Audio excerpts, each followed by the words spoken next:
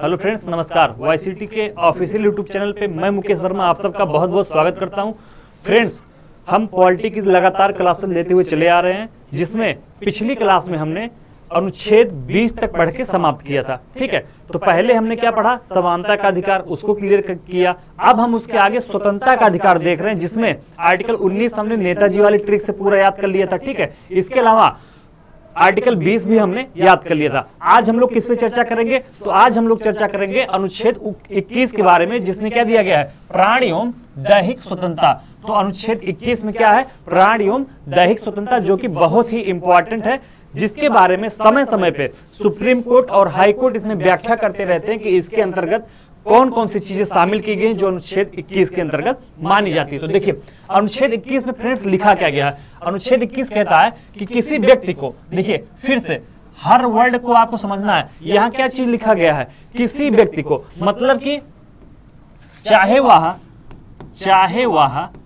नागरिक हो, चाहे वह भारतीय नागरिक हो या विदेशी, चाहे वह भारतीय नागरिक हो या विदेशी, ठीक है, या विदेशी, दोनों को यह अधिकार प्राप्त होगा। चीजें क्लियर हो गई। लेकिन अगर यही लिखा होता किसी नागरिक को, तो किसी नागरिक को लिख दिया जाता, तो इसका मतलब यह है कि अनुच्छेद 21 का जो प्राण एवं दैहिक स्वतंत्रता का अधिकार है वो केवल भारतीय नागरिक को प्राप्त है। लेकिन जब यहाँ पे शब्द यूज किया गया किसी व्यक्ति को, तो इसका अर्थ ये है कि वो भारतीय नागरिक के साथ साथ विदेशी नागरिक दोनों के लिए है। तो भैया अनुच्छेद 21 अगर आपसे पूछे किसको प्राप्त है, तो आप क्या बोलेंगे? कि भारतीयों को और विदेशी नागरिकों को दोनों को प्राप्त है अनुच्छेद 21। अब आगे बढ़ते हैं, इसमें कहा क्या गया? फ्रेंड्स, इसमें कहता है किसी व्यक्ति को उसके प्राण तथा दैहिक स्वतंत्रता से विधि द्वारा स्थापित प्रक्रिया, ठीक है, विधि द्वारा स्थापित प्रक्रिया के अनुसार ही वंचित किया जाएगा, अन्यथा नहीं। तो ये जो शब्द है कि विधि द्वारा स्थापित प्रक्रिया के अनुसार ही, ये किससे मिलता जुलता है? तो ये आपका ब्रिटेन के संविधान से मिलता जुलता है। कहां से भैया? ब्रिटेन के संविधान से मिलता जुलता है। ठीक है, कहां से? ब्रिटेन के संविधान से। आप ये कह सकते हैं कि इसको कहां से लिया गया है? ब्रिटेन के संविधान से लिया गया है। तो अनुच्छेद 21 में क्या कहा गया है? प्राण एवं दैहिक स्वतंत्रता की चर्चा की गई, जिसमें अक्षरशः लिखा यह गया है कि किसी व्यक्ति को मतलब चाहे वह विदेशी हो या भारतीय नागरिक हो, दोनों को यह अधिकार प्राप्त है। तो किसी व्यक्ति को उसके प्राण तथा दैहिक स्वतंत्रता से विधि द्वारा स्थापित प्रक्रिया के अनुसार ही वंचित किया जाएगा, अन्यथा नहीं। तो ये जो शब्द है कि विधि द्वारा स्थापित प्रक्रिया के अनुसार ही वंचित किया जाएगा, इसका मतलब क्या है? इसका मतलब यह है कि कार्यपालिका, ठीक है, कार्यपालिका ऐसा कोई आदेश नहीं दे सकती है। ठीक है, ऐसा कोई आदेश नहीं दे सकती है। तो भैया कार्यपालिका प्राण एवं दैहिक स्वतंत्रता छीनने का कोई आदेश नहीं दे सकती है। किसके द्वारा छीना जा सकता है? केवल विधि द्वारा स्थापित प्रक्रिया, मतलब विधायिका द्वारा कानून बनाकर, विधायिका द्वारा कानून बनाकर। तो फ्रेंड्स, विधायिका द्वारा कानून बनाकर ही प्राण एवं दैहिक स्वतंत्रता से वंचित किया जा सकता है। विधि का मतलब ही है कि कानून के द्वारा, और कानून कौन बनाएगा? विधायिका बनाएगी। ठीक है, तो कार्यपालिका किसी आदेश के द्वारा आपको प्राण एवं दैहिक स्वतंत्रता से वंचित नहीं कर सकती, बल्कि विधायिका द्वारा कानून बनाकर ही प्राण एवं दैहिक स्वतंत्रता से वंचित किया जा सकता है। इसीलिए शब्द यूज हुआ कि विधि द्वारा स्थापित प्रक्रिया, मतलब ऐसी प्रक्रिया, ऐसा कानून जो संविधान द्वारा बनाया गया हो, मतलब जो कि विधायिका के द्वारा बनाया गया हो। तो विधायिका द्वारा कानून बनाकर ही प्राण एवं दैहिक स्वतंत्रता से आपको वंचित किया सकता है। चीजें समझ में आ गई अनुच्छेद 21 के बारे में क्या क्या है? ठीक है, अब इसमें आगे देखिए फ्रेंड्स, इसमें दो इंपॉर्टेंट केस है। एक है AK गोपालन बनाम भारत संघ और दूसरा है मेनका गांधी बनाम भारत संघ 1978, जिसके माध्यम से बहुत हद तक अनुच्छेद 21 की सुप्रीम कोर्ट के द्वारा व्याख्या की गई है। ठीक है, तो समय समय पे अनुच्छेद 21 की सुप्रीम कोर्ट के द्वारा व्याख्या की गई है। इसमें क्या कहा गया? इसमें सर्वोच्च न्यायालय ने कहा कि यह कार्यपालिका के विरुद्ध है, लेकिन न्यायपालिका के विरुद्ध नहीं है। इसमें कहा गया कि यह मतलब अनुच्छेद 21 कार्यपालिका के विरुद्ध है, विधायिका के नहीं, यह कार्यपालिका के विरुद्ध है। कौन कहता है ये बात? ये चीज कौन कहा है? सुप्रीम कोर्ट ने कहा है। सुप्रीम कोर्ट ने क्या कहा है कि यह कार्यपालिका के विरुद्ध है। यह का मतलब क्या है? यह का मतलब है आर्टिकल 21, ठीक है। तो यह कार्यपालिका के विरुद्ध है लेकिन विधायिका के विरुद्ध नहीं है। इसका मतलब क्या भैया? लेकिन विधायिका के विरुद्ध नहीं है, ठीक है, लेकिन विधायिका के विरुद्ध नहीं है। इसका तात्पर्य यह है फ्रेंड्स कि अगर विधायिका चाहे तो कानून बना के आपको प्राण एवं दैहिक स्वतंत्रता से वंचित कर सकती है, लेकिन कार्यपालिका ऐसा नहीं कर सकती है। चीजें क्लियर है? अगर किसी कानून के द्वारा ये चीज किया जाएगा तब तो किया जाएगा। डायरेक्ट कोई आदेश दे दे कि भैया ये आपका अधिकार नहीं, तो ऐसा आप नहीं कर पाएंगे, ठीक है। तो इसमें यही चीजें कही गई थी। किसमें? AK गोपालन बनाम भारत संघ के मामले में कहा गया था कि कार्यपालिका के किसी आदेश के द्वारा व्यक्ति को वंचित नहीं किया जाएगा, बल्कि विधायिका कानून बनाकर ही ऐसा कर सकती है। आगे देखिए, मेनका गांधी बनाम भारत संघ 1978, बहुत ही इंपॉर्टेंट केस है। सीधे पूछ लेता है कि ये केस किससे संबंधित है। तो पहली बात तो ये है कि यह केस किससे संबंधित है? अनुच्छेद 21 से संबंधित है, ठीक है। अनुच्छेद 21 में ही मैं इसको आपको इसीलिए पढ़ा रहा हूं, ठीक है। मेनका गांधी बनाम भारत संघ 1978 के मामले में हुआ क्या है कि मेनका गांधी एयरपोर्ट से विदेश जा रही थी यात्रा करने के लिए, लेकिन उनको चेकिंग के नाम पे एयरपोर्ट पर ही रोक लिया जाता है, ठीक है। तो इसी के बाद ये जो केस होता है, इसी के बाद, ठीक है, इसी के बाद नैसर्गिक न्याय के सिद्धांत को बढ़ावा दिया गया और प्राण शब्द की व्याख्या करते हुए कहा गया कि व्यक्ति को गरिमापूर्ण जीवन जीने का पूरा अधिकार है, ठीक है। इसी के अंतर्गत कहा गया एकांतता का अधिकार, ठीक है, एकांतता का अधिकार। तो यात्रा करने को किसका अधिकार कहा गया? राइट टू प्राइवेसी, ठीक है, राइट टू प्राइवेसी।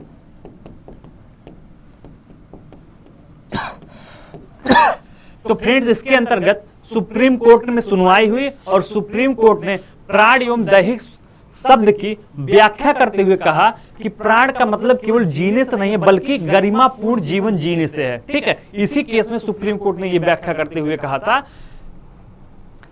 कि प्राण शब्द की व्याख्या करते हुए कहा कि इसका अर्थ सिर्फ पशुवत अस्तित्व तो नहीं है कि पशुवत ही आपको जीना है, बल्कि इसका अर्थ मानवीय और गरिमापूर्ण जीवन जीने से है। कैसा है? मानवीय और गरिमापूर्ण जीवन जीना है। वे सभी बातें जो किसी व्यक्ति को मानवीय और गरिमापूर्ण जीवन जीने से रोकती हैं या उसका उल्लंघन करती हैं, तो इसको क्या कहा जाएगा? आर्टिकल 21 का उल्लंघन माना जाएगा। चीजें क्लियर? आइए आगे देखते हैं। अब देखिए, सुप्रीम कोर्ट और हाई कोर्ट ने, किसने? सुप्रीम कोर्ट और हाई कोर्ट ने अनुच्छेद 21 की व्याख्या की है समय समय पे। उसके अंतर्गत कई ऐसी चीजें हैं जिसको मौलिक अधिकार घोषित किया गया। किसके अंतर्गत? अनुच्छेद 21 के अंतर्गत, ठीक है। जैसे मत देने का अधिकार है, जीविकापार्जन का अधिकार है, एकांतता का अधिकार है, ठीक है, स्वच्छ पर्यावरण का आपको अधिकार है, स्वच्छ जल और अच्छी सड़क का आपको अधिकार है, अपनी मर्जी के विरुद्ध DNA टेस्ट ना कराने का भी आपका अधिकार है, ठीक है। ये सारी चीजें आपके अधिकार में है। पेंशन पाने का आपका अधिकार है, शिक्षा पाने का आपका अधिकार है, शिक्षा पाने का अधिकार। तो प्राण एवं दैहिक स्वतंत्रता में इस सब की व्याख्या की गई है। तो अनुच्छेद 21 में केवल क्या शब्द यूज किया गया? प्राण और दैहिक स्वतंत्रता। तो इस प्राण और दैहिक स्वतंत्रता की समय समय पर विस्तृत व्याख्या किसके द्वारा की गई है? सुप्रीम कोर्ट के द्वारा और हाई कोर्ट के द्वारा इसकी समय समय पर विस्तृत व्याख्या की गई है। तो मत देने का अधिकार भी मौलिक अधिकार के अंतर्गत माना गया, प्राण एवं दैहिक स्वतंत्रता के अंतर्गत माना गया, जीविकोपार्जन का अधिकार माना गया, एकांतता का अधिकार किस मामले में माना गया? आपको बताया है कि मेनका गांधी बनाम भारत संघ के मामले में 1978 में इसको माना गया। स्वच्छ पर्यावरण का अधिकार माना गया, स्वच्छ जल और अच्छी सड़क का अधिकार माना गया है, अपनी मर्जी के विरुद्ध DNA जांच ना कराना यह भी आपका मौलिक अधिकार है, और शिक्षा पाने का अधिकार भी मौलिक अधिकार है। लेकिन फ्रेंड्स, ये जो सुप्रीम कोर्ट द्वारा मौलिक अधिकार घोषित किए गए हैं, ठीक है, ये जो उपयुक्त मौलिक अधिकार न्यायालय द्वारा घोषित किए गए हैं, इन्हें हम कानूनी अधिकार तो मान सकते हैं, लेकिन मौलिक अधिकार नहीं मान सकते हैं, ठीक है। कानूनी अधिकार इनको माना जा सकता है। क्या माना जा सकता है भैया? कानूनी अधिकार माना जा सकता है, ठीक है, कानूनी अधिकार। मौलिक अधिकार ये कब होंगे ये बताइए आप। तो आपको पता है कि जब संविधान में संशोधन करके, जैसे शिक्षा पाने का अधिकार था, ठीक है, शिक्षा पाने का जो अधिकार था भैया, ये शिक्षा पाने का जो अधिकार था, इसके लिए क्या किया गया, 86वां संविधान संशोधन किया गया। 86वां संविधान संशोधन करके 86वां संविधान संशोधन द्वारा अनुच्छेद 21 का जोड़ा गया है। क्या जोड़ा गया है, अनुच्छेद 21 का भारतीय संविधान में जोड़ा गया है। ठीक है, तो आप सबको पता होगा शिक्षा का अधिकार आज एक मौलिक अधिकार है। तो 6 से 14 वर्ष के बच्चों को शिक्षा दिलाना ये सरकार का कर्तव्य है और हर बच्चे का अधिकार है कि उसको शिक्षा दिलवाई जाए। तो ये मौलिक अधिकार कैसे बना, ये मौलिक अधिकार पहले तो सुप्रीम कोर्ट में सुनवाई हुई थी, तो उसने शिक्षा के अधिकार को एक मौलिक अधिकार बताया। लेकिन ये मौलिक अधिकार तब तक नहीं बन सकता है जब तक संविधान में संशोधन करके इसको संविधान में पुनर्स्थापित ना कर दिया जाए। तो आप सबको पता है कि शिक्षा के अधिकार को 86वां संविधान संशोधन द्वारा अनुच्छेद 21 का में शामिल किया गया कि राइट टू एजुकेशन, शिक्षा का अधिकार। ठीक है, तो किसमें शामिल किया गया, अनुच्छेद 21 का में। तो इस प्रकार शिक्षा का अधिकार एक मौलिक अधिकार हो गया। लेकिन अभी तक जीविकोपार्जन के लिए ऐसा कोई संशोधन किया गया क्या, एकांतता के अधिकार के लिए ऐसा कोई संशोधन किया गया क्या, स्वच्छ पर्यावरण के अधिकार के लिए ऐसा कोई संशोधन अभी तक किया गया क्या, स्वच्छ जल अच्छी सड़क के लिए क्या ऐसा कोई संशोधन अभी तक किया गया, नहीं किया गया। अगर स्वच्छ जल और अच्छी सड़क भी किसी कानून के द्वारा संविधान में संशोधन कर दिया जाए और कोई कानून बना के इसको शामिल कर ले अपने संविधान में, तो कल को सभी लोग सुप्रीम कोर्ट जा सकते हैं। अगर सड़कों में गड्ढा रहेगा तो सुप्रीम कोर्ट चले जाएंगे कि ये हमारा मौलिक अधिकार है कि हमको अच्छी सड़कें मिले। तो सुप्रीम कोर्ट ने इसकी व्याख्या तो कर दी, लेकिन इसको संविधान में अभी किसी संशोधन के माध्यम से हमने शामिल नहीं किया है, कोई कानून नहीं बनाया है। तो इस वजह से हम कोर्ट में नहीं जा सकते हैं कि अच्छी सड़कें हमको मिलनी चाहिए। लेकिन जिस तरीके से शिक्षा के अधिकार को भारतीय संविधान में 86वें संविधान संशोधन के माध्यम से शामिल किया गया है, अगर अच्छी सड़कों के लिए भी वैसा कोई संशोधन कर दिया जाए, स्वच्छ जल के लिए भी वैसा कोई संशोधन कर दिया जाए और संविधान में शामिल कर लिया जाए, तो कल को हम सीधा आर्टिकल 32 के तहत कहां जा सकते हैं, सुप्रीम कोर्ट या हाई कोर्ट जा सकते हैं और केस दायर कर सकते हैं कि हमको अच्छी सड़कें नहीं मिल रही हैं, गड्ढे में चलने के लिए ही सड़कें मिल रही हैं। तो वहां से सुप्रीम कोर्ट आदेश देगा कि अच्छी सड़कें बनाई जाए। लेकिन इसीलिए हमारे नेता लोग बहुत ज्यादा चालाक हैं, तो इस वजह से इस सब चीजों को उन्होंने किसी संशोधन के माध्यम से अभी तक भारतीय संविधान में शामिल नहीं किया है। केवल अनुच्छेद 21 का कुछ 86वां संविधान संशोधन के द्वारा शामिल किया गया। चीजें क्लियर है, आगे बढ़ते हैं और देखते हैं अनुच्छेद 21 का कहता क्या है। ठीक है, आइए देखते हैं अगला अनुच्छेद 21 का। तो आप सबको पता होगा इसको कब शामिल किया गया, अनुच्छेद 21 का को, अनुच्छेद 21 का को 86वां संविधान संशोधन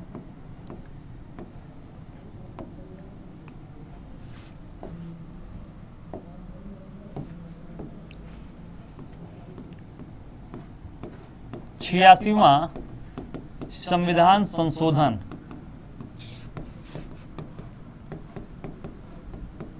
2002 के माध्यम से इसको भारतीय संविधान में शामिल किया गया। तो 86वां संविधान संशोधन 2002 के माध्यम से इसको भारतीय संविधान में क्या किया गया था, शामिल किया गया था अनुच्छेद 21 का को। इसमें व्यवस्था क्या की गई है, तो फ्रेंड्स इसमें क्या व्यवस्था की गई है, इसमें कहा गया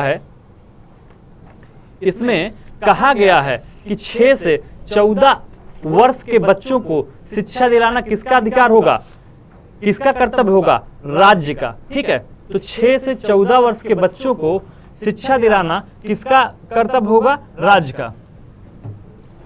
इसमें क्या कहा गया है, 6 से 14 वर्ष के बच्चों को निःशुल्क शिक्षा पाने का अधिकार, निःशुल्क शिक्षा पाने का अधिकार।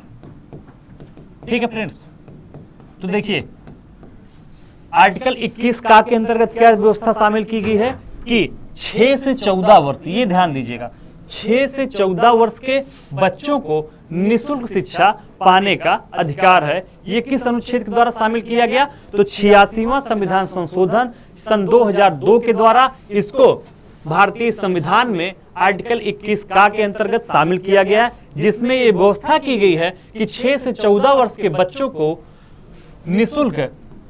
को निःशुल्क शिक्षा पाने का अधिकार होगा। ये चीजें कहाँ की कही गई हैं? अनुच्छेद 21 में ये सारी चीजें, अनुच्छेद 21 का में इन सारी चीजों की चर्चा की गई है। ठीक है, अब इसके आगे बढ़ेंगे हम और क्या देखेंगे?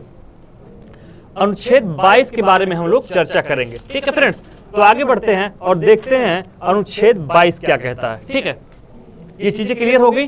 तो अनुच्छेद 21 प्राण एवं दैहिक स्वतंत्रता तक हमने पढ़ लिया। जैसे आपका नींद पाने का अधिकार, कभी कभी पूछ लेता है नींद पाने का, जो भी 2013-14 को अगर याद हो आपको, बाबा रामदेव वाला जो अनशन चल रहा था रामलीला मैदान में, तो रात को 1:30-2 बजे वो वहां से भाग गए थे सलवार सूट पहन के। ठीक है, तो इसके बाद उसी समय कोर्ट में केस दायर किया गया था। तब सुप्रीम कोर्ट का एक डिसीजन आया था कि नींद पाने का अधिकार भी एक अनुच्छेद 21 के अंतर्गत प्राण एवं दैहिक स्वतंत्रता के अंतर्गत शामिल किया गया। ठीक है, तो नींद पाने का अधिकार भी अनुच्छेद 21 के अंतर्गत शामिल है। आगे बढ़ते हैं और अब हम लोग देखेंगे अनुच्छेद 22 के बारे में। क्या देखेंगे? अनुच्छेद 22। ओके फ्रेंड्स, अनुच्छेद 22 देखिएगा।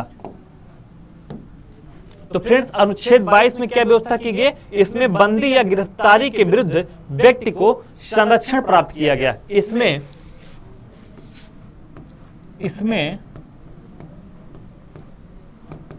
बंदी या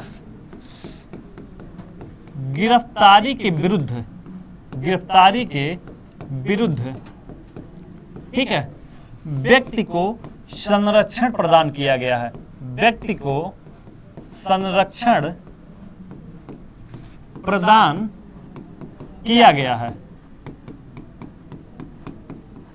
तो फ्रेंड्स, अनुच्छेद 22 के अंतर्गत क्या व्यवस्था की गई है? इसमें बंदी या गिरफ्तारी के विरुद्ध व्यक्ति को, फिर से मैंने लिखा है किसको?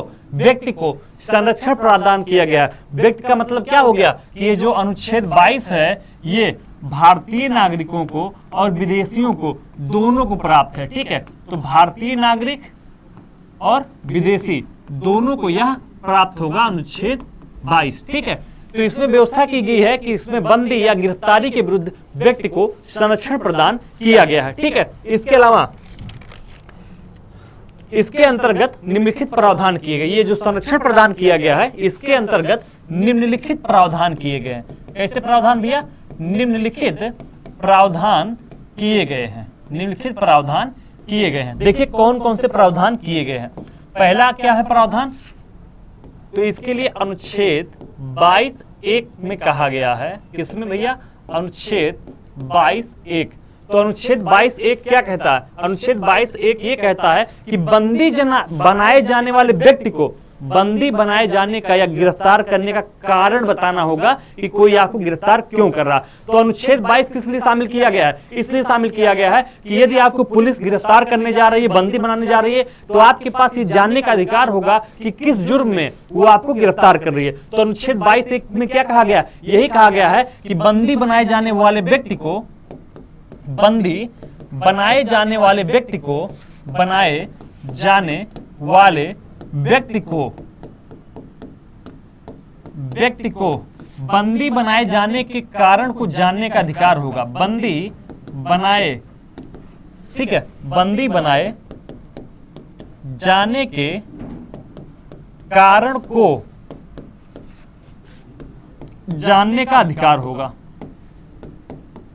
तो भैया इसका मतलब क्या है? अभी आप लोग देखते होंगे कि गांव में कहीं दरोगा जी चले जाए या पुलिस जी चले जाए तो आधी जनता घबरा जाती है। ठीक है, और आपको गिरफ्तार करके या पकड़ के ले आते हैं, थाने में बैठा देते हैं। तो अगर आपको आर्टिकल 22 पता है, जो कि क्या है? एक मौलिक अधिकार है भैया। ठीक है, तो इसका आप अगर तैयारी करते हैं या नहीं करते हैं, चाहे आप तैयारी करते हो और चाहे नहीं करते हो, लेकिन अनुच्छेद 22 को आपको जानना चाहिए अगर आप भारत के नागरिक हैं। ठीक है, क्या कहा गया इसमें कि अगर आपको पुलिस गिरफ्तार करने जा रही है तो उससे आप पूछ सकते हैं कि किस कारण से आपको गिरफ्तार कर रही है। मान लीजिए इसके बाद भी पुलिस ने आपको कुछ कारण बताया और गिरफ्तार कर लिया। अब इसके बारे की व्यवस्था आगे दी गई, इसके बाद की व्यवस्था। फिर इसी के लिए अनुच्छेद 22(2) शामिल किया गया है। अनुच्छेद 22(2) में क्या कहा गया है? पहले में कहा गया कि बंदी बनाए जाने वाले व्यक्ति को बंदी बनाए जाने या गिरफ्तार करने का कारण जानने का अधिकार होगा। अब जिस व्यक्ति को गिरफ्तार किया गया है उसको 24 घंटे के अंदर, भैया इंपॉर्टेंट चीज है देखिएगा, 24 घंटे के अंदर, 24 घंटे के अंदर क्या करना पड़ेगा? जिस व्यक्ति को आपने गिरफ्तार किया, मतलब पुलिस ने गिरफ्तार किया है, तो निकटतम मजिस्ट्रेट के समक्ष उपस्थित किया जाए। ठीक है, तो 24 घंटे के अंदर निकटतम मजिस्ट्रेट के समक्ष उपस्थित किया जाए। भैया उपस्थित किया जाए, तो ये जानना कितना जरूरी है आप समझ सकते हैं कि अगर आपको पुलिस गिरफ्तार करके ले जाती है तो ये आपका अधिकार होगा कि पहला अधिकार क्या है, 22(1) में दिया गया है कि भैया हमको क्यों गिरफ्तार कर रहे हो, कारण बताओ। ये जानना आपका अधिकार है। तो अगर अब कभी आपके दरवाजे पुलिस आए तो आपको पकड़ के ले जाए, आप उससे पूछ सकते हैं कि भैया हमको किस जुर्म में आप गिरफ्तार कर रहे हैं। ये आपका मौलिक अधिकार है, आर्टिकल 22(1) के अंतर्गत आप उसको बता सकते। फिर अगर उसने आपको गिरफ्तार कर भी लिया तो थाने में आपको 2 दिन तक बैठा के नहीं रख सकता है। अगर 2 दिन तक बैठा के रख रहा है तो उसको आप अनुच्छेद 22(2) बताइए कि हमने अनुच्छेद 22(2) पढ़ा हुआ है और उसमें कहा गया है कि 24 घंटे के अंदर, कितने घंटे के अंदर? 24 घंटे के अंदर हमको निकटतम मजिस्ट्रेट के कार्यालय में उपस्थित किया जाए या पेश किया जाए। ठीक है, या पेश किया जाए। और इसी में बंदी को अपने मनपसंद वकील करने का अधिकार भी होगा। अपने मनपसंद का वकील करने का अधिकार भी होगा। भैया मनपसंद का वकील करने का अधिकार भी होगा। ठीक है, करने का अधिकार। अब अगर आपको गिरफ्तार कर लिया गया और 24 घंटे के अंदर मजिस्ट्रेट में पेश किया गया, किसी मजिस्ट्रेट के सामने, इसमें यात्रा के समय को छोड़कर, ठीक है, अगर मान लीजिए आपको गिरफ्तार किया गया है और आपका जो मजिस्ट्रेट बैठा है वो कहीं थाने से 20 किलोमीटर दूर है, तो ये जो आने जाने में समय लगेगा इसको छोड़कर 24 घंटा है। ठीक है, तो यात्रा के समय को छोड़कर, चीजें क्लियर है। अब जो बंदी बनाया गया व्यक्ति है उसको अपने मनपसंद के वकील से परामर्श करने का अधिकार होगा। अपने मनपसंद के वकील से क्या होगा? परामर्श करने का अधिकार होगा। तो भैया अगर आपको पहली बात यह है कि कोई गिरफ्तार करने जाता है पुलिस, तो आप उससे जान सकते हैं कि क्यों गिरफ्तार किया जा रहा है, कारण बताइए। अगर आप गिरफ्तार कर भी लिए और थाने में आपको 2 दिन बैठा के रखते छोड़ नहीं रहे हैं, तो उनको बताइए कि भैया हमने आर्टिकल 22(2) पढ़ा हुआ है जिसमें कहा गया है कि 24 घंटे के अंदर हमको मजिस्ट्रेट के सामने आप पेश करिए, अब वही सुनवाई करेगा। दूसरी बात, अगर आपको आपके वकील से नहीं मिलने दिया जा रहा है तो उसमें भी आप आर्टिकल 22(2) का हवाला दे सकते हैं कि भैया हमको हमारे मनपसंद के वकील से मिलवाया जाए, हमको उससे सलाह लेनी है। किसके अंतर्गत? आर्टिकल 22(2) के अंतर्गत। ठीक है, चीजें क्लियर है। तो 22(2) में ये सारी चीजें बताई गई है। तो ये आपके लिए एक नागरिक के तौर पे भी जानना बहुत जरूरी है। ये अधिकार विदेशियों को और भारतीयों को दोनों को प्राप्त है। चीजें क्लियर हो गई। आगे बढ़ते हैं और देखते हैं अगला। इसके अलावा अनुच्छेद 22(3) है। ठीक है, अनुच्छेद 22(3) है। इसको सरकार ने अपने सहूलियत के लिए संविधान में शामिल कर लिया। इसमें क्या कहा गया है कि 2 प्रकार के व्यक्तियों को बिना कारण बताए गिरफ्तार किया जा सकता है। किसमें? देखिए, इसमें कहा गया है कि निम्न 2 प्रकार के व्यक्तियों पर, ठीक है, व्यक्तियों पर आर्टिकल 22(1) व आर्टिकल 22(2) लागू नहीं होता है। ठीक है, लागू नहीं होता है। तो भैया ऐसे कौन कौन से व्यक्ति हैं जिन पे ये लागू नहीं होता? देखिए, किन 2 लोगों पे लागू नहीं होगा? पहला, किस पे नहीं लागू होगा? पहला, निवारक निरोध के अधीन गिरफ्तार व्यक्ति। ठीक है, निवारक निरोध के अधीन गिरफ्तार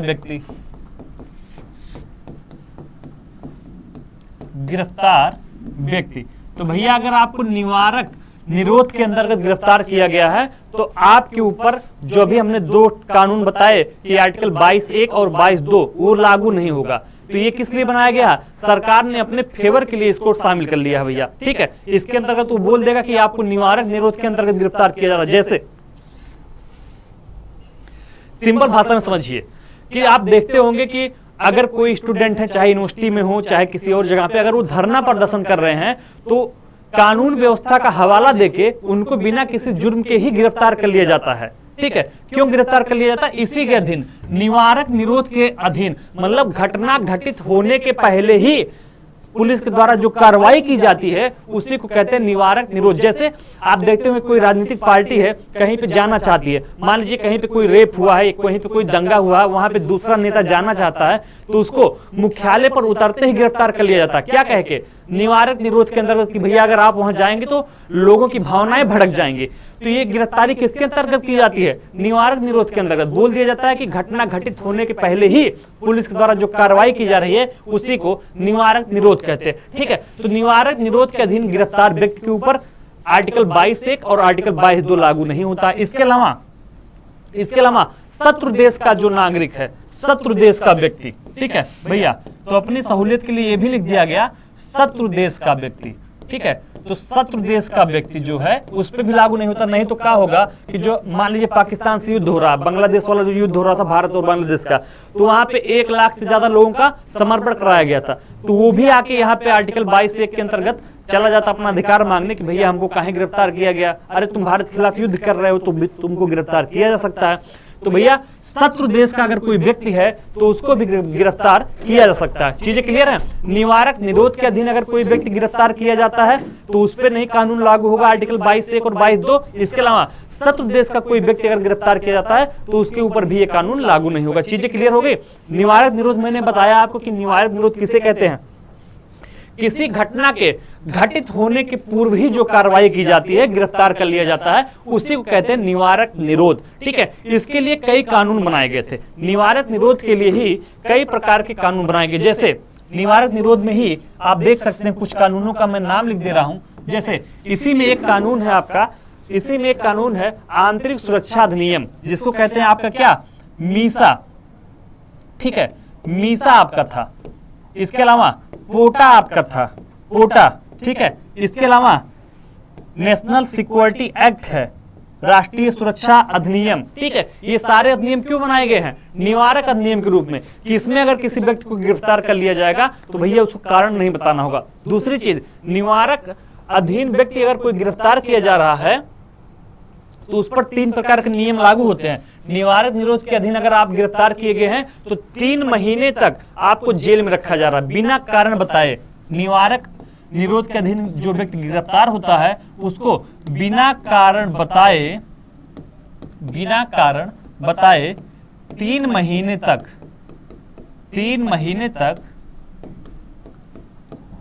जेल में रखा जा सकता है। चीजें क्लियर हैं? तो निवारक निरोध के अंतर्गत जो व्यक्ति गिरफ्तार हुआ उसको बिना कारण बताए 3 महीने तक जेल में रखा जा सकता है। चीजें क्लियर है? दूसरा क्या है? 3 महीने बाद उसको उच्च न्यायालय के न्यायाधीश के समक्ष पेश किया जाएगा। ठीक है, और वहीं से फिर उसकी सुनवाई होगी। तो सब मिला के इसके अधीन अगर किसी व्यक्ति को गिरफ्तार किया जाता है तो उसको 3 महीने तक बिना कारण बताए जेल में रखा जा सकता है। चीजें क्लियर हो गई? तो निवारक अधिनियम के अंतर्गत ही कुछ कानून बनाए गए थे, जैसे मीसा था, जैसे आपका पोटा था, जैसे आपका एनएसए था, जैसे आपका क्या था और टाडा था। टाडा के अंतर्गत कौन गया था भैया? तो टाडा के अंतर्गत आपके संजय दत्त जेल गए थे। चीजें क्लियर हो गई? आगे बढ़े? आइए आगे बढ़ते हैं भैया। देखिए, तो आर्टिकल 22(3) तक हमने पढ़ लिया है। अब इसके आगे हम लोग क्या पढ़ेंगे? देखिए, आपने आज अनुच्छेद 21 खत्म कर लिया और अनुच्छेद 22 खत्म कर लिया। ठीक है, सॉरी 21 और 22। तो देखिए, हम जो अब तक पढ़ रहे थे, क्या पढ़ रहे थे हम लोग? स्वतंत्रता का अधिकार। क्या पढ़े थे? ध्यान से देखिएगा। स्वतंत्रता का अधिकार, स्वतंत्रता का अधिकार, इसके अंतर्गत हमको क्या क्या पढ़ना था? इसके अंतर्गत हमको आर्टिकल 19 पढ़ना था, जो कि हमने पढ़ के समाप्त कर लिया। इसके अंतर्गत आर्टिकल 20 पढ़ना था, जो कि हमने पढ़ के समाप्त कर लिया। इसके अंतर्गत आपको आर्टिकल 21 पढ़ना था, जो हमने पढ़ के समाप्त कर लिया। और इसके अंतर्गत आपको आर्टिकल 22 पढ़ना था, ये भी हमने पढ़ लिया। तो ये चारों अनुच्छेद डिटेल में हमने देख लिया। तो दूसरा मौलिक अधिकार, पहला मौलिक अधिकार क्या था? पहला आपका था समानता का अधिकार। पहला क्या था भैया? समानता का अधिकार। ठीक है, पहला आपका था समानता का अधिकार, और इसको हमने कहां पढ़ा? आर्टिकल 14 से लेके 18 तक में समानता का अधिकार पढ़ा। इसके बाद स्वतंत्रता का अधिकार कहां पढ़ा? आर्टिकल 19 से लेके 22 तक हमने, आर्टिकल 19 से 22 तक हमने स्वतंत्रता का अधिकार पढ़ के समाप्त कर लिया। अब इसके आगे तीसरा मौलिक अधिकार क्या होता है? शोषण के विरुद्ध अधिकार। ठीक है, शोषण के विरुद्ध अधिकार। चीजें क्लियर हो रही हैं? शोषण के विरुद्ध अधिकार। तो फ्रेंड्स, अब हम शोषण के विरुद्ध अधिकार पढ़ेंगे कहां पे? आर्टिकल 23 और 24 में। तो शोषण के विरुद्ध अधिकार को हम पढ़ेंगे आर्टिकल 23 और 24 में। तो तीसरा मौलिक अधिकार हम लोग पढ़ेंगे अगले क्लास में। आज की क्लास में हमने आर्टिकल 21 और 22 को पढ़ के समाप्त किया है। जो अगला लेक्चर आप सबके सामने आएगा उसमें हम शोषण के विरुद्ध अधिकार आर्टिकल 23 और 24 के बारे में चर्चा करेंगे। जितने भी लोग अभी इस चैनल से जुड़े हुए हैं, अगर आप हमारा वीडियो देख रहे हैं और अभी तक आपने चैनल को सब्सक्राइब नहीं किया है, तो आप चैनल को सब्सक्राइब कर लीजिए और बेल आइकन का बटन जरूर दबाइएगा, ताकि नेक्स्ट क्लास की नोटिफिकेशन आप सबको मिलती रहे। धन्यवाद, मिलते हैं अगली क्लास में। जय हिंद।